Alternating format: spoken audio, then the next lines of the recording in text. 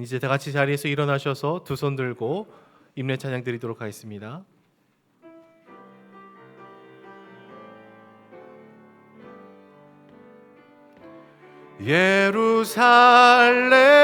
예루살렘아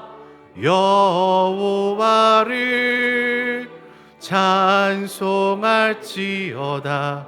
내 하나님을 감사함으로 그 앞에 나가며 주 임재 앞에 겸해. 예루살렘아 예루살렘아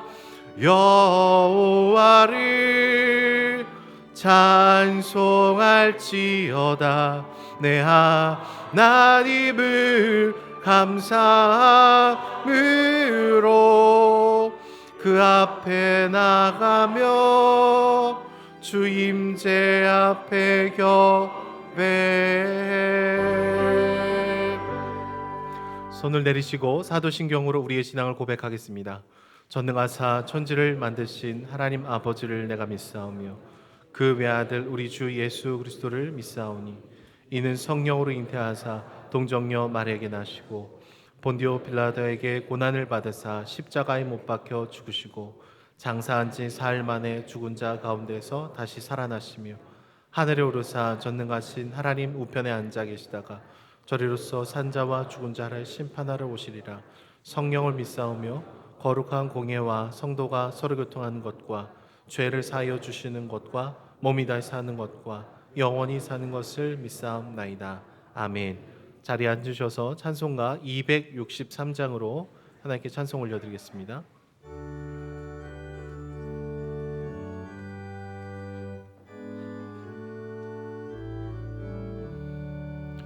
이 세상 험하고 나 비록 약하나 늘 기도 힘쓰며 큰 권능 얻겠네. 주의 은혜로 대속받아서 피와 같이 붉은 죄 눈 가치겠네. 주님의 권능은 한없이 크오니 돌 같은 내 마음 곧 녹여주소서. 주의 은혜로 대속받아서 피와 같이 붉은 죄 눈 가치겠네. 내 맘이 약하여 늘 넘어지오니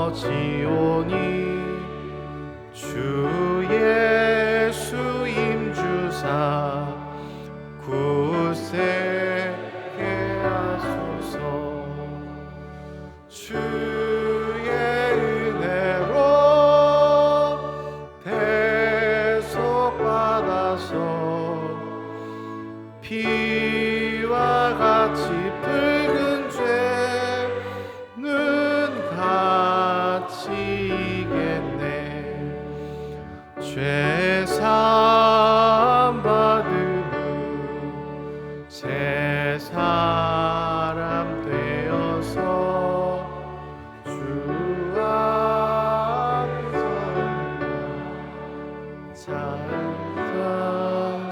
찬송하겠네. 주의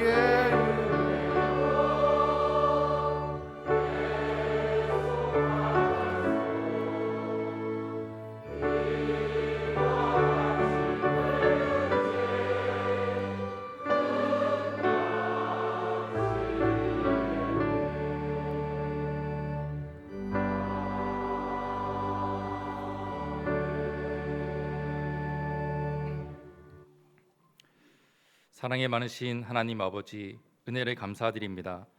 지난 한 주간 우리의 삶의 터전에서 함께 동행하여 주시며 오늘은 거룩한 주일을 맞이하여 예배 자리로 인도하여 주시니 감사를 드립니다. 이 시간 주님의 성전에 나와 예배를 드리는 모든 성도들과 가정에 하나님이 주시는 은혜와 복으로 충만케 하여 주시옵소서. 단위에 세우신 담임 목사님 영육간의 강건함으로 채워주시고 세우신 제단마다 말씀의 능력을 더하시어 생명의 말씀 전하시기에 부족함이 없게 하여 주시옵소서. 부목사님, 강도사님, 전도사님들에게도 성령 충만함 주시어 능력 있는 목회 사역들을 감당할 수 있도록 인도하여 주시옵소서. 상반기 교회에서 진행되는 여러 사역들을 위하여 기도합니다. 대만으로 떠나 있는 단기 선교팀에게는 은혜를 더하여 주시어 준비된 사역들 잘 진행하게 하시고 복음이 없는 그 땅에 믿음의 씨앗을 뿌리고 돌아올 수 있도록 인도하여 주시옵소서. 매주 수요일 엎드린 기도회와 3월 4일부터 시작되는 상반기의 특별 새벽 기도회를 통하여 기도의 훈련과 주님의 음성을 듣는 시간이 되게 하여 주시고 우리의 삶을 통해 온전한 복음을 전하는 전도자의 삶을 살 수 있도록 인도하여 주시옵소서. 13단계 양육을 준비 중에 있습니다. 필요한 성도들에게 마음의 감동함을 주시고 또 상황과 환경을 열어주시어 준비된 말씀 잔치에 기쁨으로 참여할 수 있도록 인도하여 주시옵소서. 새학기를 준비 중인 은혜의 동산 기독교학교와 부설 어린이집에 은혜를 더하여 주셔서 이 땅에 필요한 믿음의 자녀들을 길러내는데 부족함 없는 학교와 어린이집으로 든든히 세워질 수 있도록 은혜를 부어 주시옵소서. 오늘 거룩한 주의 날 이른 아침부터 성전 곳곳에서 예배를 위하여 섬기고 봉사하는 헌신의 손길들을 기억하여 주시고 이들의 삶을 축복하여 주시어 물질의 복과 성령의 복을 허락하여 주시옵소서. 말씀을 전하시는 담임 목사님에게 성령의 기름을 부어주시고 말씀을 듣는 저희도 깨달아 알 수 있는 지혜를 주셔서 그 말씀이 우리의 삶 가운데 능력으로 나타날 수 있도록 인도하여 주시옵소서. 감사드리며 이 모든 말씀 예수 그리스도 이름으로 기도하였습니다. 아멘.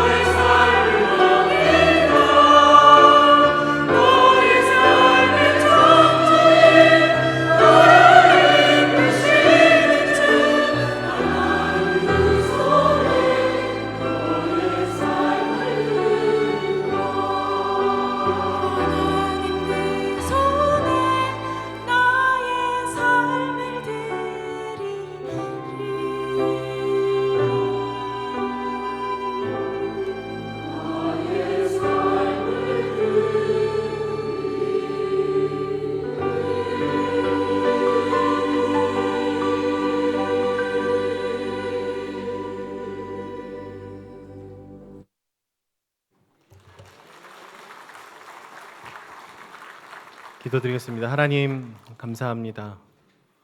오늘도 주님을 예배할 수 있는 특권과 은혜를 허락해 주셔서 감사합니다. 예배의 시간뿐만 아니라 우리의 모든 삶이 날마다 하나님 앞에 드려지게 하여 주시고 우리에게 주어진 모든 것이 모든 호흡이 다 주께로 왔음을 고백하며 감사한 마음을 담아 나아가오니 우리의 마음의 중심을 받아 주시옵소서. 헌금이 사용되는 곳곳 가운데 하나님의 사랑과 은혜가 흘러갈 수 있도록 붙들어 주시고 날마다 우리의 삶을 친히 인도하여 주시옵소서. 감사드리며 예수님의 이름으로 기도드립니다.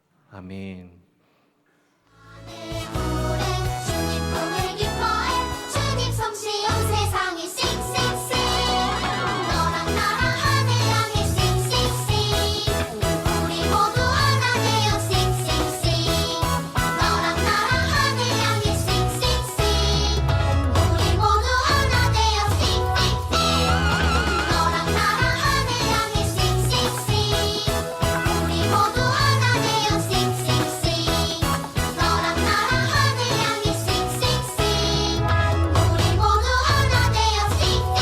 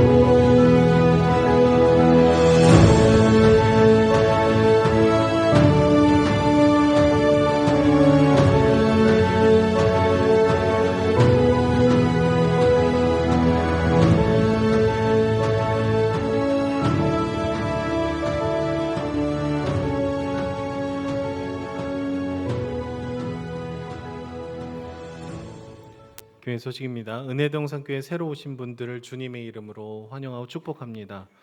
새가족 등록하기 원하시는 분들께서는 예배 후에 나가셔서 왼쪽 새가족실로 오시면 저희가 잘 안내해 드리도록 하겠습니다. 다음 주 주일은 성찬식이 있습니다. 함께 기도로 준비해 주시면 감사하겠습니다.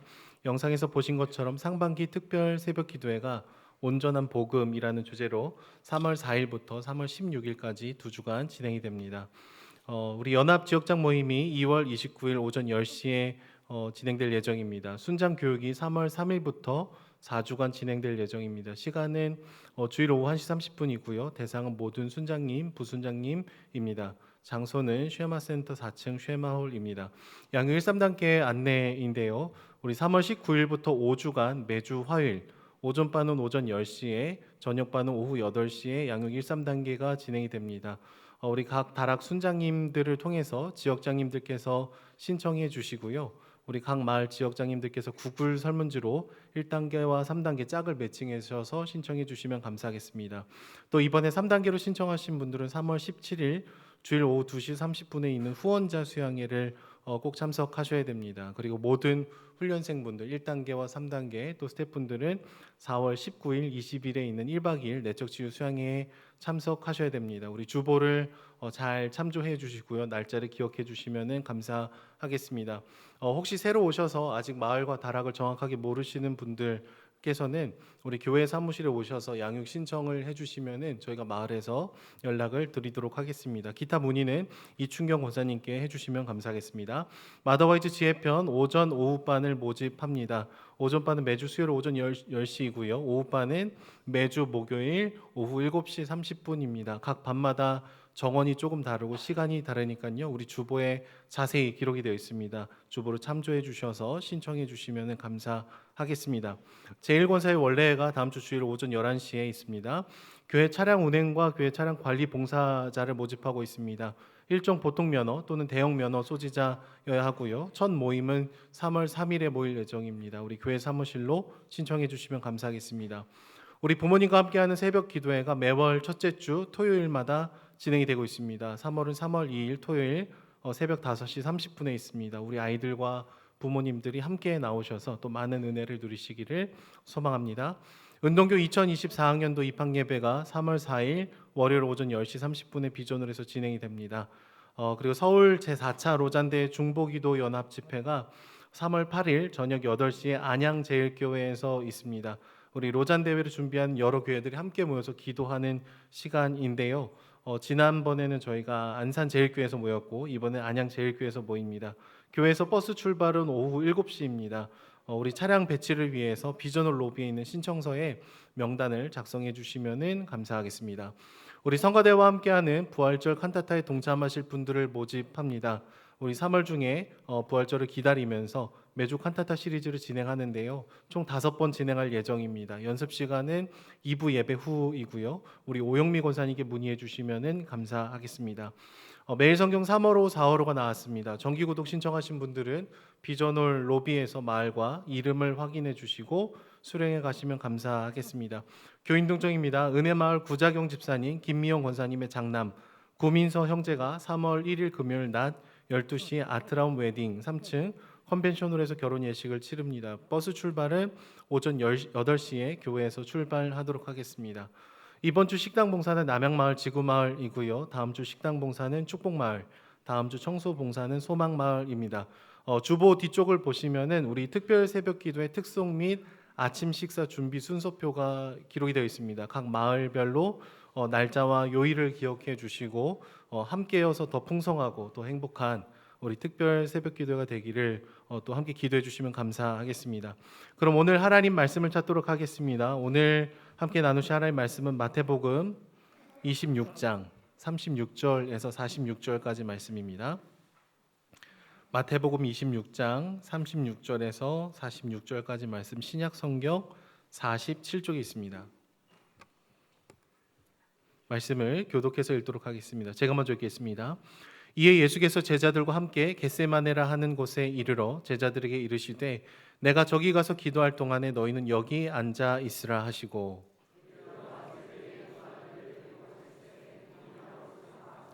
이에 말씀하시되 내 마음이 매우 고민하여 죽게 되었으니 너희는 여기 머물러 나와 함께 깨어 있으라 하시고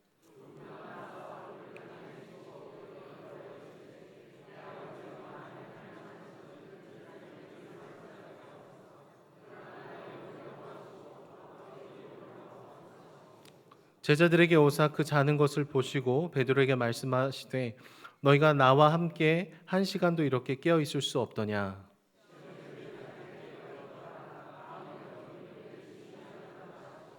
다시 두 번째 나아가 기도하여 이르시되 내 아버지여 만일 내가 마시지 않고는 이 잔이 내게서 지나갈 수 없거든 아버지의 원대로 되기를 원하나이다 하시고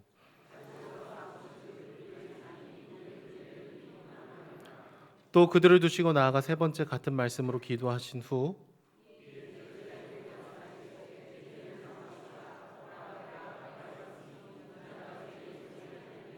함께 읽겠습니다. 일어나라 함께 가자 보라 나를 파는 자가 가까이 왔느니라. 아멘. 담임 목사님 나오셔서 절망을 통과하는 기도란 제목으로 말씀 증거하시겠습니다.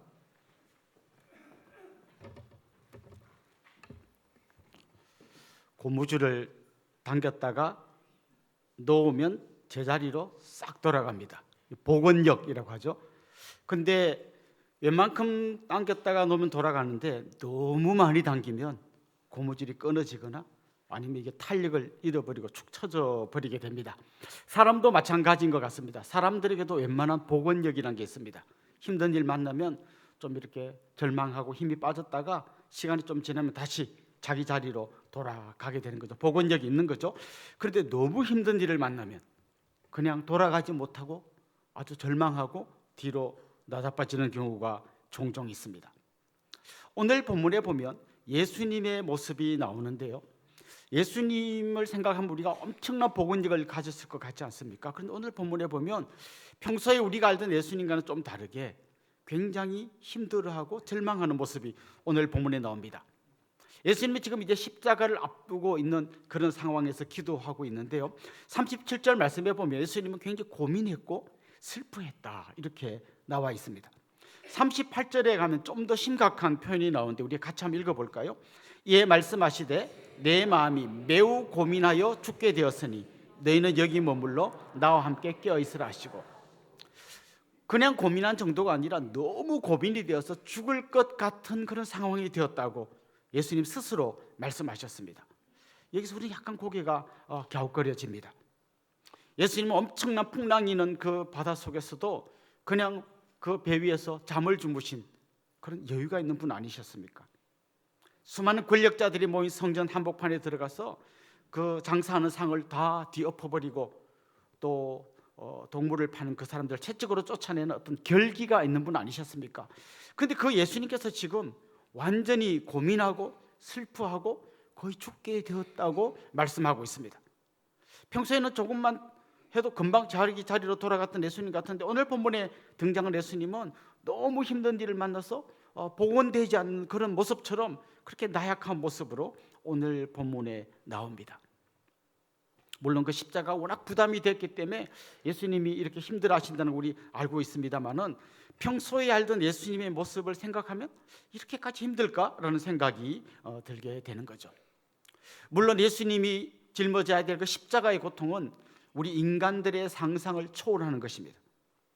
오래전에 십자가에서 죽었던 사람의 유골이 발견된 적이 있습니다. 그 발견된 유골을 보니까 거기에 이제 못 박힌 자국들이 이렇게 나오는데요.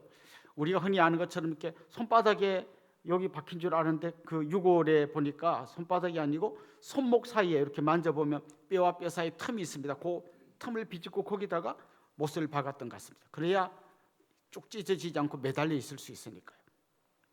그리고 십자가에 달려 이렇게 쫙 펴서 매다는 게 아니라 약간 구부정하게, 다리도 구부정하게 매달아 놨어요.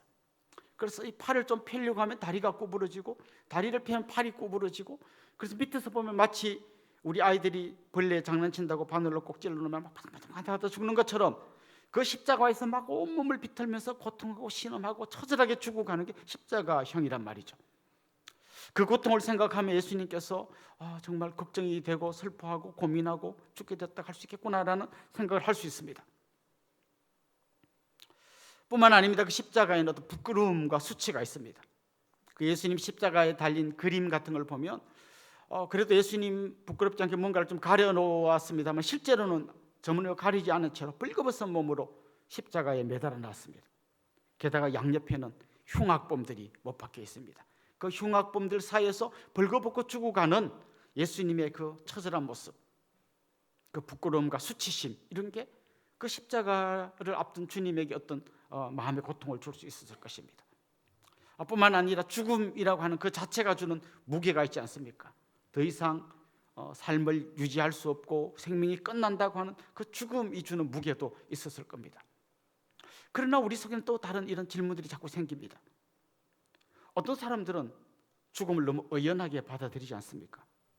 제가 경험한 사람 중에서도 한 장로님은 마지막 심판 갔을 때 환하게 웃으면서 목사님 천국에서 만납시다. 그리고 돌아가셨어요. 의연하게 돌아가셨어요. 심지어 어떤 권사님은 돌아가시기 전에 너무 황홀한 그 천국의 모습을 보고 너무 좋다고 하시다가 또 얼마 안 지나서 돌아가셨어요. 이렇게 의연하게 돌아가시는 분들도 있는데 그 대단한 능력을 가진 주님께서 왜 이렇게 고민하고 슬퍼하고 막 죽게 됐다고까지 이야기할까요? 사실 그걸 알고 보면 그건 단지 십자가가 주는 고통이나 수치심이나 죽음이 주는 두려움 때문이 아니라 또 다른 우리가 이해할 수 없는 예수님만의 어떤 무게가 있었어요. 그게 뭘까요? 예수님 왜 십자가에 달리셨습니까?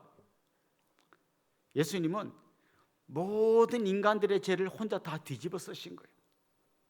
우리가 잘못해서 사형 판결을 받고 처절한 죽음을 당하는 그 한 명이 당하는 그것만 해도 어마어마한데 그 모든 걸 예수님 혼자 다 짊어지신 거죠. 하나님 앞에서 어마어마한 심판을 받고 지옥 형벌에 떨어져야 될 우리 모두의 그 모든 것을 주님이 홀로 다 뒤집어 쓰셨기 때문에 그건 우리가 생각하는 그냥 아팠겠다, 뭐 수치스럽겠다 하는 그런 고통이 아니라 하나님의 형벌 앞에 놓여진 그 어마어마한 형벌의 무게 때문에 예수님 지금 고통하고 있는 것입니다. 뿐만 아니라 예수님은 하나님 아버지와 영원전부터 온전한 하나됨을 이루고 있었습니다. 한 번도 이게 깨진 적이 없습니다.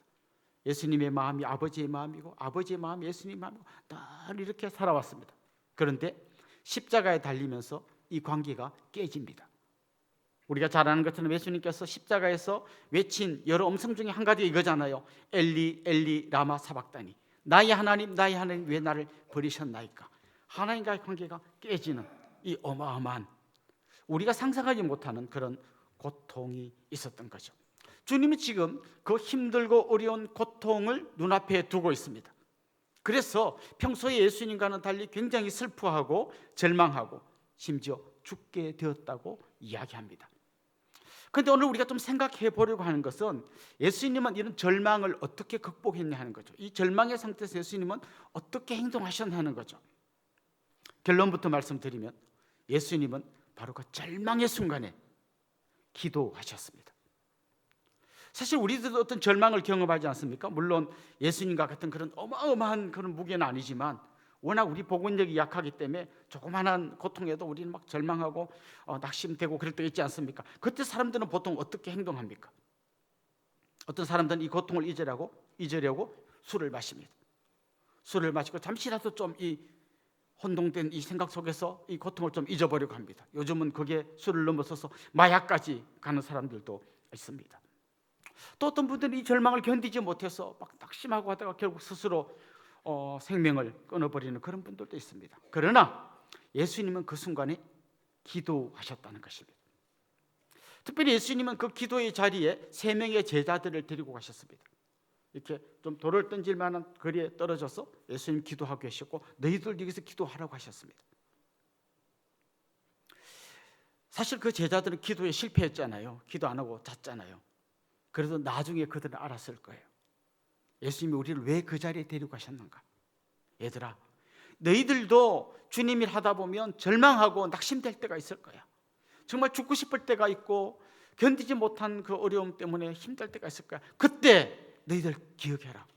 그때 너희가 할 게 뭔지 아니? 바로 기도하는 거야. 이걸 그들에게 좀 가르쳐 주시기 원했던 것 같습니다. 그래서 예수님은 그 제자들을 데려가셨고 같이 기도하자고 자꾸 말씀하셨던 거죠.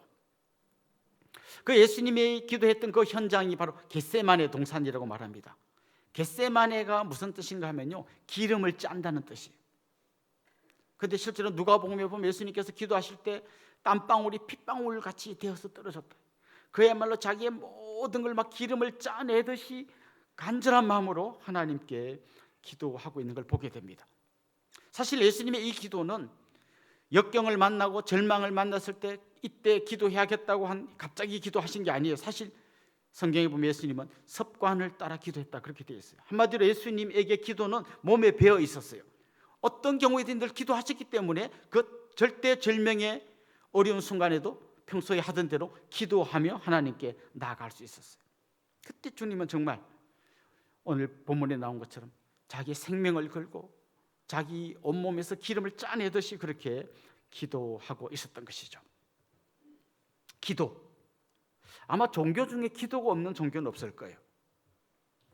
뭐 불교든지 뭐 천지신명을 믿든지 뭐 조상을 믿든지 하여튼 뭐 누구를 믿든지 간에 뭐 돼지 머리에다 하나 놓고 기도하는 걸 여러분 많이 보셨을 거예요. 그런데 그런 다른 종교의 기도와 우리가 하는 기도는 근본적으로 완전히 다른 겁니다. 어떤 분들이 이렇게 생각합니다. 내가 원래 기도했잖아요. 다른 종교를 믿을 때 천지신명께 비나이다 하고 기도했는데 이제 천지신명 대신에 하나님만 넣으면 된다고 생각해요. 옛날 내가 조상님께 기도했는데 이제 조상님 대신에 내가 이제 교회 왔으니까 하나님께 기도하면 된다고 생각해요. 근데 그렇지 않습니다.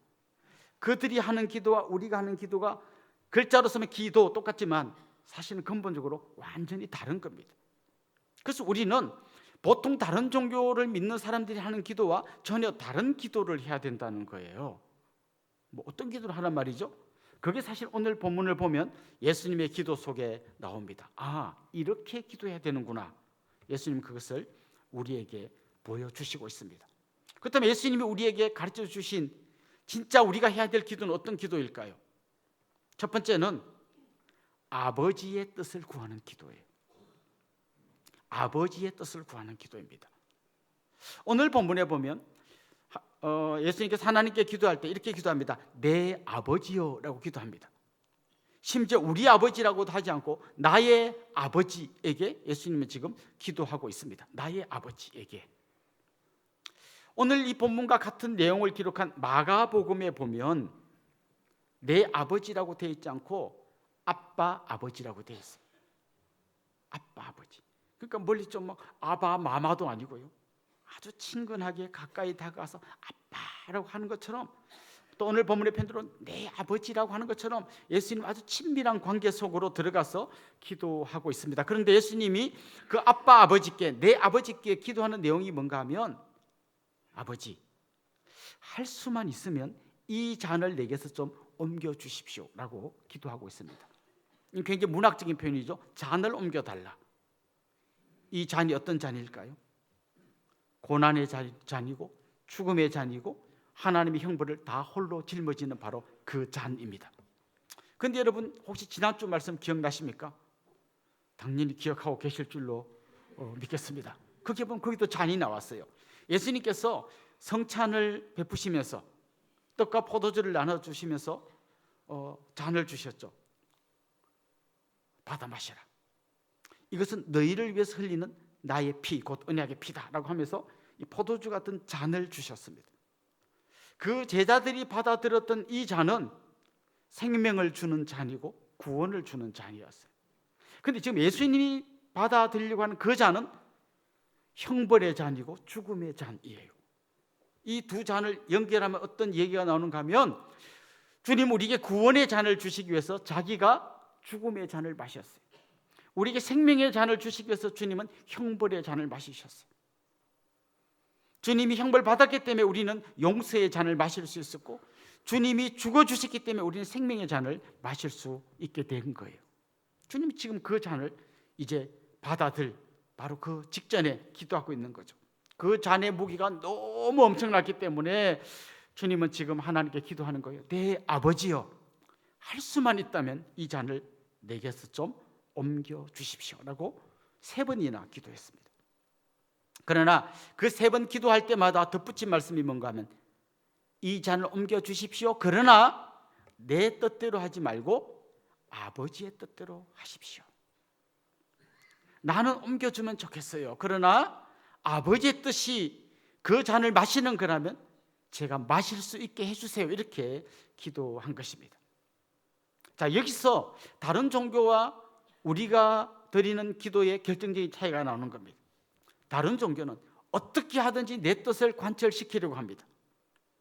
그래서 내가 쌀 1마리를 들여서 신이 감동하지 않으면 100마리를 드리고 1000마리를 드려서라도 신을 움직이려고 하는 게 다른 종교의 기도입니다. 그러나 우리의 기도는 내 뜻을 끝까지 관철시키는 것이 아니라 하나님의 뜻에 나를 맞추어 가려고 하는 것입니다. 최근에 여러분 공동체 성경 읽게 하신 분은 그 발락과 발람의 이야기를 이번 지나간 주에 읽으셨을 겁니다. 발락이라고 하는 그 왕이 발람이라는 선지자를 부릅니다. 그리고 너 기도해서 하나님이 저 이스라엘 백성들을 좀 저주하도록 너 하나님의 마음을 좀 움직여봐라. 이게 이방 종교인들이 아니면 이방인들이 생각하는 기도의 관점이에요. 어떻게 하든지 그 영매, 무당이든지 뭐 선지자든지 간에 영매가 하나님 앞에 나가서 그 신 앞에 나가서 네가 저 신을 좀 어떻게 조종해봐라 이거죠. 무당들이 하는 게 뭡니까? 신이 노하셨다, 귀신이 노하셨다, 뭘 좀 갖다 바쳐봐라. 막 바치면 이거 갖고 노함이 풀리겠냐? 더 바치면 이제 노함이 풀어집니다. 무당이 신을 막 움직여 조종하는 거죠. 그러니까 우리의 기도는 하나님을 조종하는 게 아니에요. 오히려 하나님의 뜻에 우리가 맞추어 가는 겁니다. 우리가 주기도문 기도할 때도 그런 기도하잖아요. 뜻이 하늘에서 이루어진 것 같이 땅에서도 이루어지다. 누구의 뜻이? 아버지의 뜻이요. 그렇습니다. 기도는 하면 할수록 아버지의 뜻에 맞춰져 가는 것입니다. 뭐 기타를 치는 분 혹시 이 튜닝이라 그러죠. 줄을 맞춰 보셨습니까? 요즘은 뭐 앱으로도 줄을 맞추는 앱이 나옵니다. 옛날에는 이렇게 입에 부는 게 있었어요. 그럼 삐 분 다음에 삐 하고 줄을 튕겨 봅니다. 그래서 삐 하면 삐 올리면 삐 올라가 가지고 줄이 맞습니다. 너무 올렸나 또 내렸다가, 너무 내렸나 올렸다가, 내렸다 올렸다, 이렇게 딱 맞습니다. 줄이 맞습니다. 튜닝이라 그러죠. 아마 여기 우리 악기 하시는 분들도 바이올린이나 뭐 플룻이나 이거 튜닝 해야 됩니다. 그래야 악기끼리 서로 소리가 맞습니다. 기도는 뭔가 하면 하나님 아버지의 뜻과 내 뜻을 그야말로 맞춰가는, 튜닝해가는 것입니다. 이런 장면을 생각해 보십시오. 아들이 아버지한테 가서 막 소리를 지르면서 아버지 그렇게 하면 됩니까? 그거 아니죠, 바꿔요, 이렇게 해줘야죠. 막 이걸 기도라 생각하면 안 된다는 거죠. 아버지 이렇게 좀 해주시면 좋겠어요. 아니야, 그게 아니야, 이거야. 그럼 거기에 맞춰가는 게 기도라는 것이죠.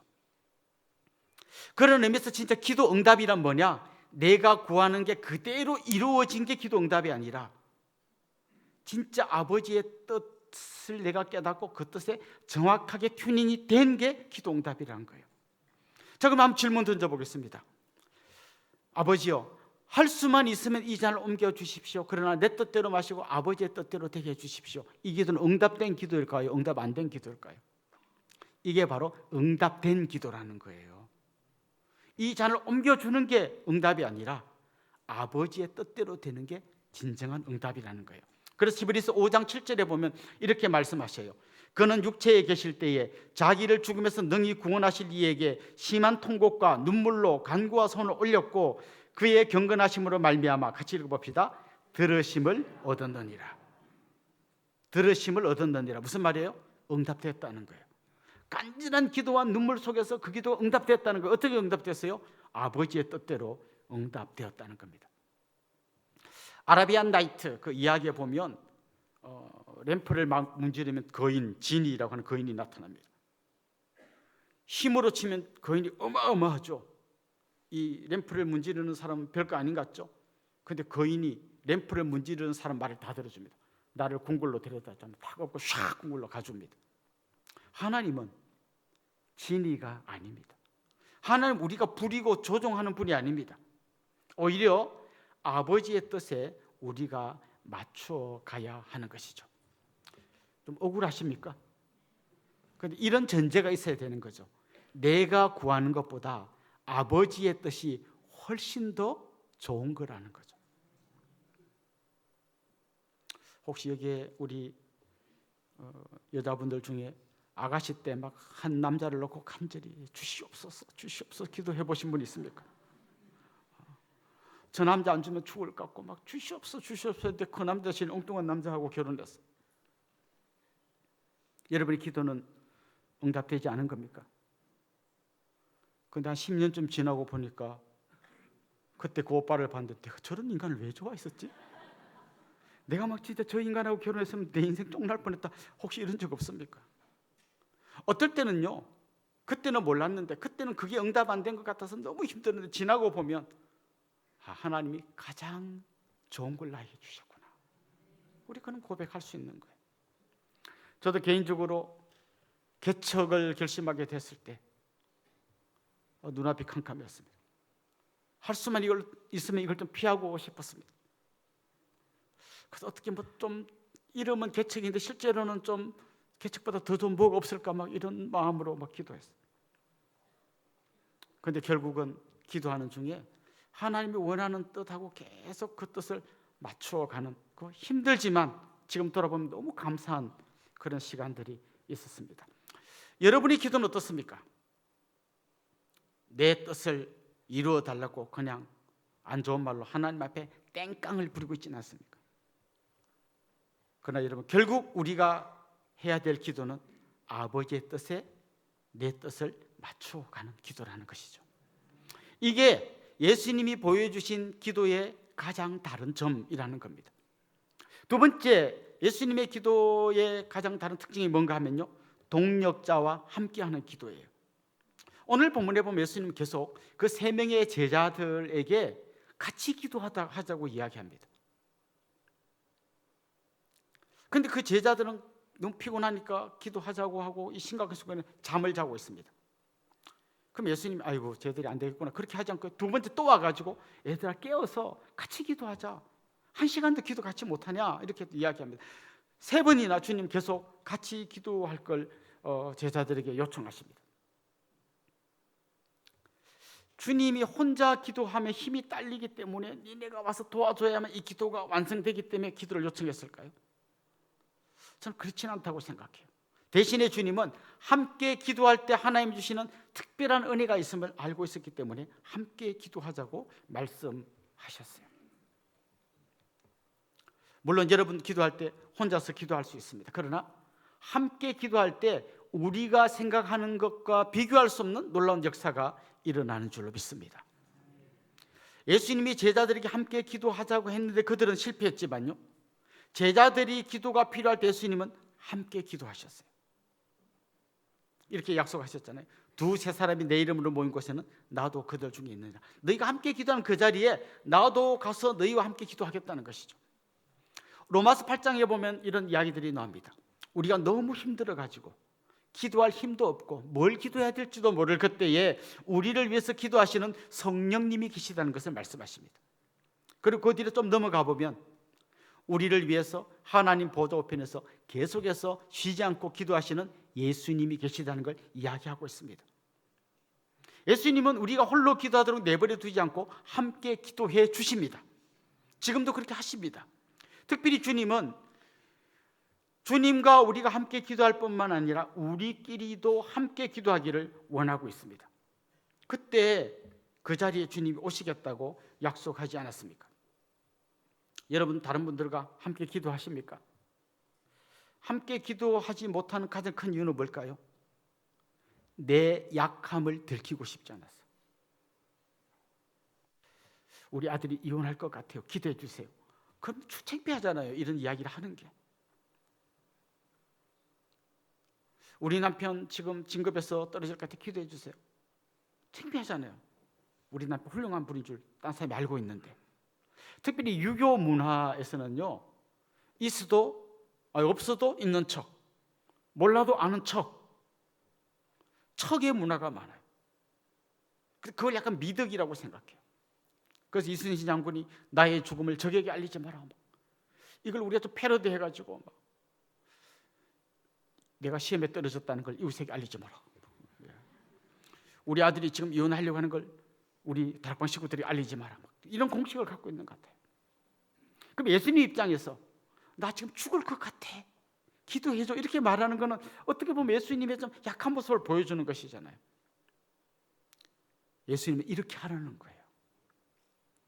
제가 동산교회에서 부목사로 사역할 때 어느 날 김인중 목사님이 우리 셀 모임에 오셔가지고 그냥 털썩 자리에 주저앉더니 이렇게 부탁하셨어요.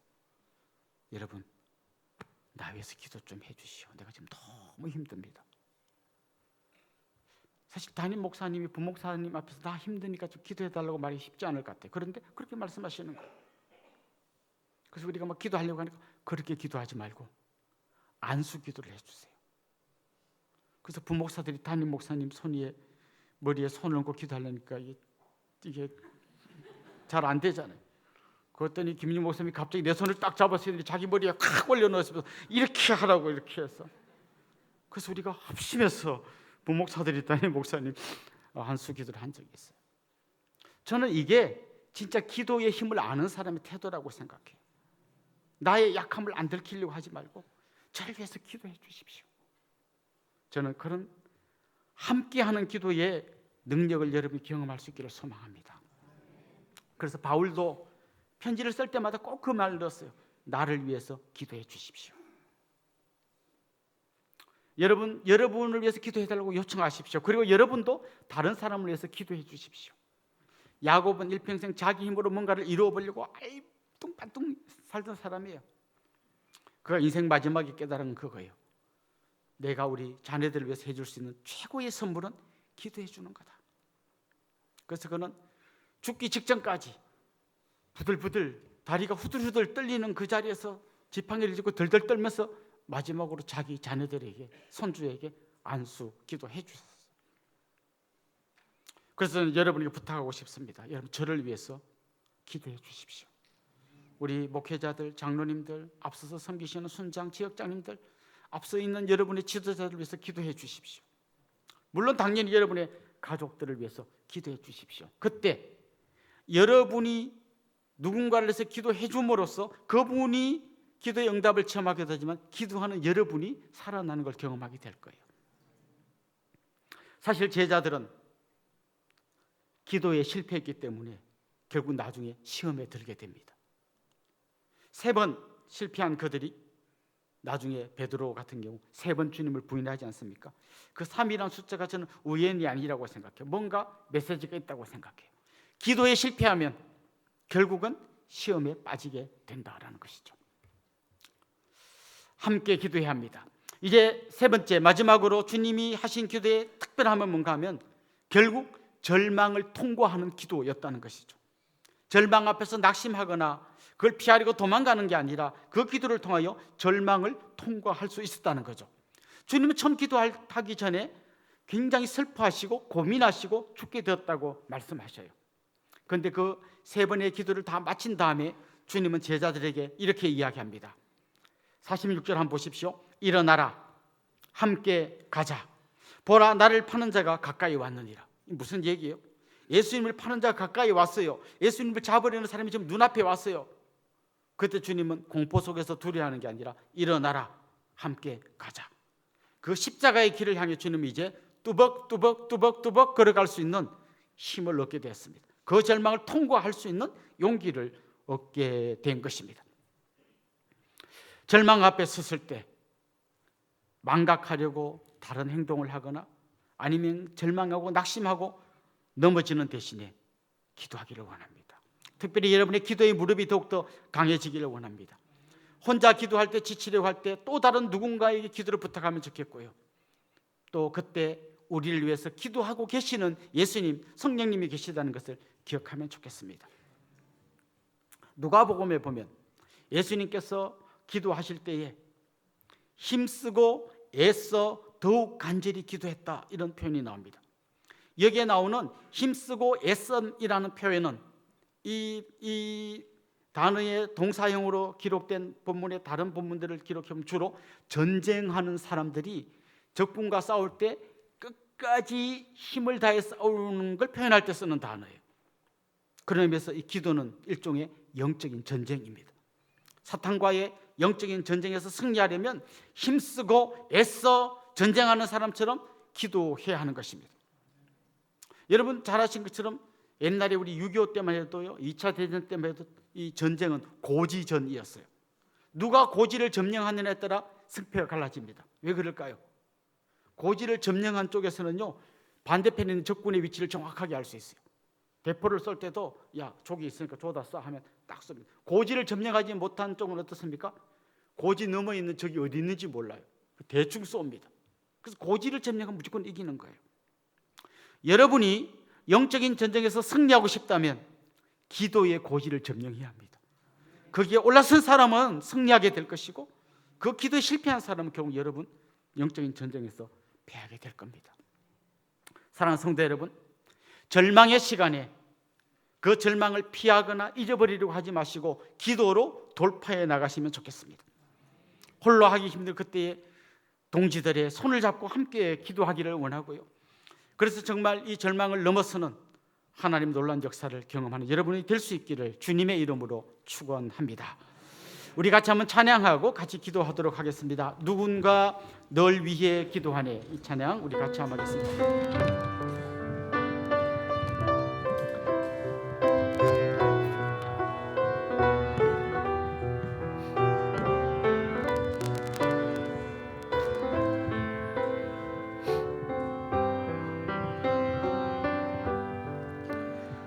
당신이 지쳐서 기도할 수 없고 눈물이 빗물처럼 흘러내릴 때 주님은 아시네 당신의 약함을 사랑으로 돌봐주시네.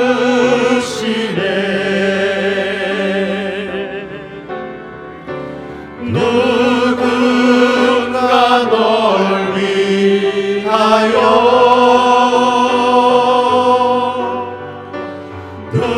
누군가 기도하네. 내가 홀로 외로워서 마음이 무너질 때 누군가 널 위해 기도하네. 당신이 외로이 홀로 남았을 때 당신이 외로이 홀로 남았을 때 당신은 누구에게 위로를 얻나. 주님은 아시네 당신의 마음을 그대 홀로 잊지 못함을.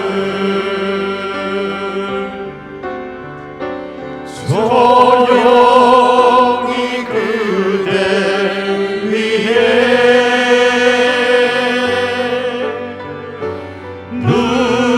누군가 기도하네. 내가 홀로 외로워서 마음이 무너질 때 누군가 널 위해 기도하네. 우리 말씀을 생각하면서 같이 기도하면 좋겠습니다. 너무 힘들고 어려운 시간에 낙심하고 절망하기보다 기도로 나아가게 하옵소서. 내 뜻이 아니라 주님의 뜻이 이루어지게 하옵소서. 그런 마음으로 기도하는 저희가 될 수 있도록 같이 한번 주님께 간구하면 좋겠습니다. 기도의 무릎이 더욱 강해지게 해주십시오. 특별히 우리가 기도할 때 우리와 함께 하시는 주님을 경험하게 해주십시오. 고통 속에서 힘들어하는 우리 주변의 가족들, 이웃들을 가슴에 품고 함께 기도하면 좋겠습니다. 그분들이 주님의 힘으로 일어나게 해주십시오. 질병으로, 경제적인 문제로, 가족 간의 갈등으로, 학업과 취업의 문제로 고민하고 절망하는 분들을 주님 붙들어 주십시오. 우리 그런 마음으로 한 마음으로 같이 합심해서 통성으로 기도하겠습니다. 하나님 아버지, 오늘도 우리에게 주신 이 말씀을 우리의 가슴에 담고 기도합니다. 하나님 오셔서 사랑하는 주님의 백성들을 붙들어 주시옵시고 그들의 손을 잡아 주옵소서. 한 마음으로 같이 기도할 때에 하나님 하늘 문이 열려지는 놀라운 역사가 일어나게 하여 주시옵시고 주님의 크심을 경험하는 병으로 시간이 되게 하여 주옵소서. 낙심하고 절망하고 포기하기보다 지금도 나를 위해 기도하고 계시는 성령님이 계시고 예수 그리스도께서 나를 위해 기도하는 것을 기억하고 정말 간절히 주님 앞에 기도함으로 이 절망의 시간을 건너게 하여 주옵소서. 하나님 아버지, 오늘도 기도하는 사랑하는 주님의 백성들의 간절한 기도에 귀를 기울여 주옵소서. 하나님, 낙심하고 절망하고 포기하기보다 기도로 이 위기를 돌파해내게 하여 주옵소서. 내 뜻이 아니라 아버지의 뜻이 이루어지도록 기도합니다. 주님, 한 분 한 분 기억하시고 가장 좋은 때에 가장 좋은 것으로 응답하여 주옵소서. 감사하고 예수님의 이름으로 기도드립니다. 아멘. 우리 이 시간에는 안수 집사님들이 특송하도록 하시겠습니다.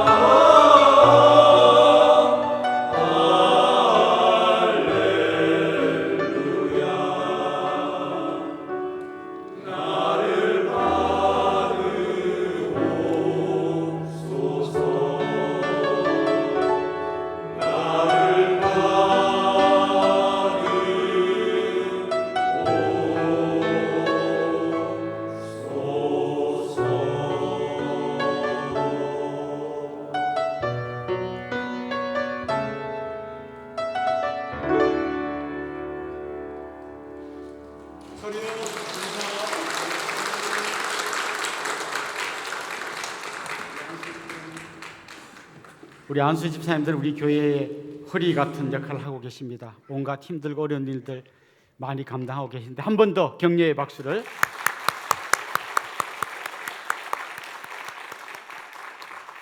여러분 잠깐 저를 주목해 주시면 좋겠습니다.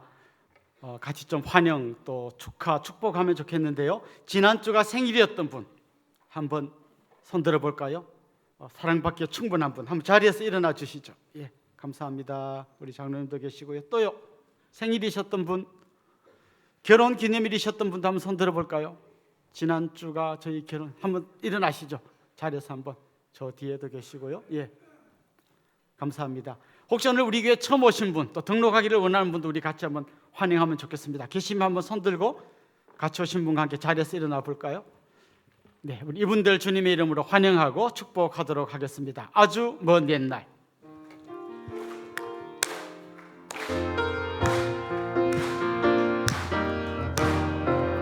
아주 먼 옛날 하늘에서는 당신을 향한 계획이 있었죠. 하나님께서 바라보시고 좋았더라고 말씀하셨네.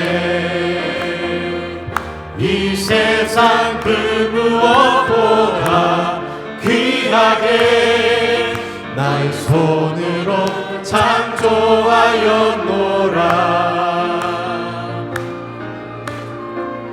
내가 너로 인하여 기뻐하노라. 내가 너를 사랑하노라. 사랑합니다. 축복합니다.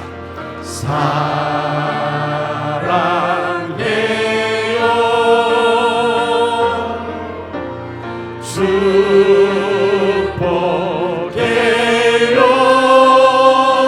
축복해요. 당신의 마음에 우리의 사랑을 모아드립시다. 사랑을 드려요. 사랑합니다. 축복합니다. 우리 옆에 있는 분들 또 앞뒤 있는 분들과 다 인사합시다. 주님의 이름으로 사랑하고 축복합니다. 이제 우리 자리에서 한번 다 일어나겠습니다. 폐회송 온 교회가 온전한 복음을 온 세상에 같이 부르고 축도로 예배를 마치겠습니다.